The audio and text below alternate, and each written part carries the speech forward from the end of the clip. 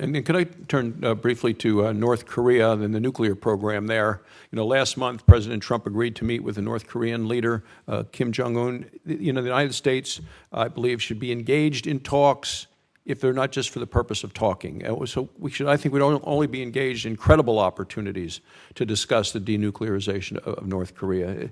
So it's also important that the U.S. continue to pressure this regime, imposing sanctions, conducting joint military exercises, keeping the regime fully aware of the consequences of their actions. So could you talk about if you believe there's a scenario in which North Korea would actually dismantle its nuclear weapons program, and how maximum pressure might work there?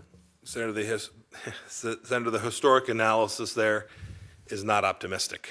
That is, it is almost a talisman that there is not enough coercion, there is not enough capacity for Kim Jong-un to make the decision to give up his nuclear weapons arsenal.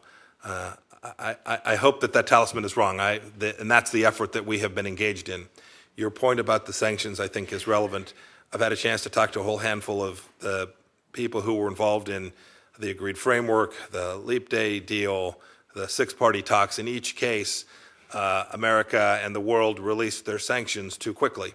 That is, we didn't have the verifiable, irreversible deal that we hoped that we had, and in each case, the North Koreans walked away from that deal.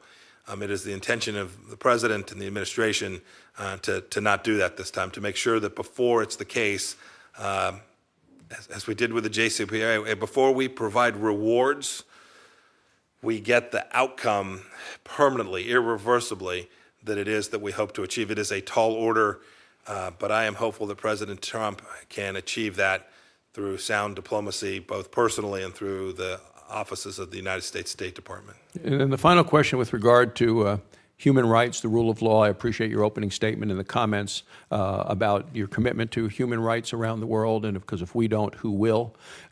Secretary of State, again, your commitment to promoting and protecting these important principles across the globe, I think, are key. So I appreciate your comments. Thank you, Senator Barrasso. Thank you.